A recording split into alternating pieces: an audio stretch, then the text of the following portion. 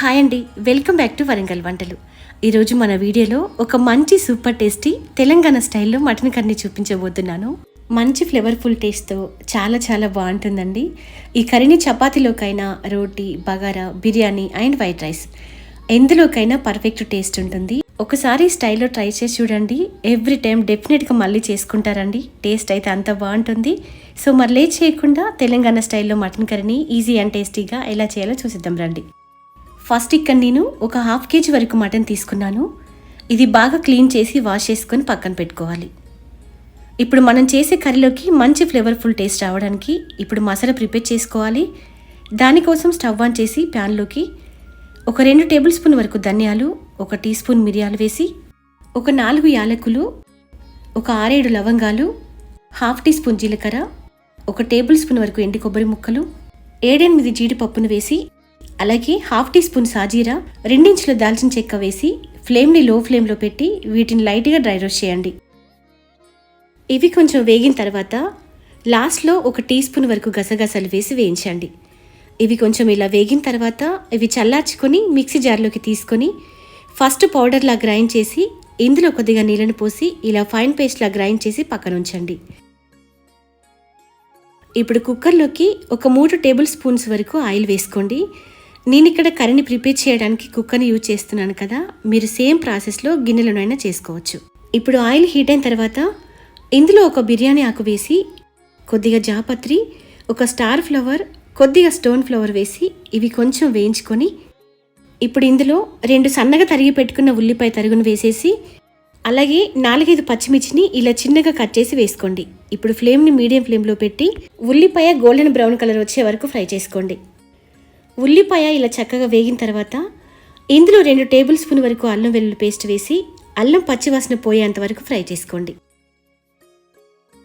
ఇప్పుడు ఉల్లిపాయ అల్లం వెల్లుల్లి పేస్ట్ చక్కగా వేగిపోయిన తర్వాత నెక్స్ట్ ఇందులోకి 1 టీ స్పూన్ వరకు కసూరి మేతి, 1 టేబుల్ స్పూన్ వరకు పుదీనా వేసి, అలాగే కొంచెం సన్నగా తరిగిన కొత్తిమీర వేసి 1 నిమిషం పాటు ఫ్రై చేయండి.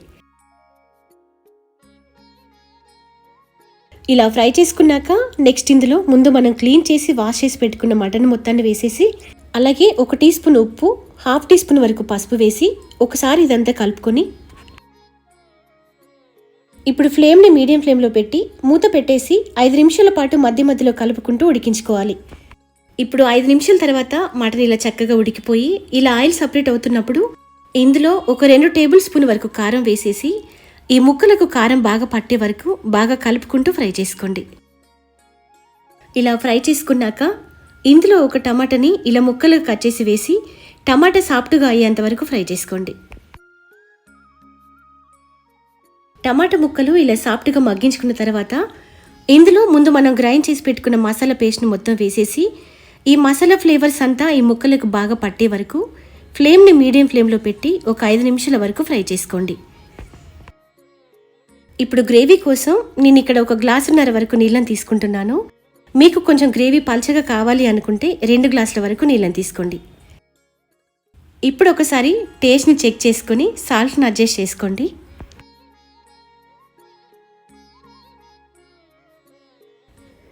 ఇప్పుడు కుక్కర్కి మూత పెట్టి 5 విజిల్స్ వచ్చేంత వరకు ఫ్లేమ్ని మీడియం ఫ్లేమ్లో పెట్టి కుక్ చేసుకోండి.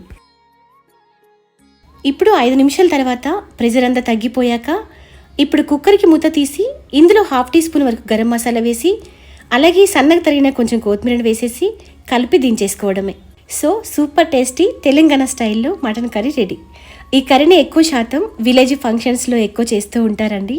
టేస్ట్ అయితే చాలా బాగుంటుంది. ఈ కర్రీ చపాతీలోకైనా, రోటీలోకైనా, bagara rice, biryani and white rice దేంతో తీసుకున్నా కూడా పర్ఫెక్ట్ టేస్ట్ ఉంటుంది. ఒకసారి మీరు ఇంట్లో ఈ కర్రీని ట్రై చేసి చూడండి. ఇంట్లో వాళ్ళందరూ చాలా ఎంజాయ్ చేస్తూ ఇష్టంగా తింటారు. ట్రై చేశాక మీకు ఎలా కుదిరిందో ఒక చిన్న కామెంట్ చేయండి. సో మరి మా వీడియో నచ్చినట్లయితే లైక్ చేయండి, షేర్ చేయండి. మరిన్ని latest and simple and recipes కోసం మా ఛానల్ని సబ్స్క్రైబ్ చేసుకోండి. Thank you for watching.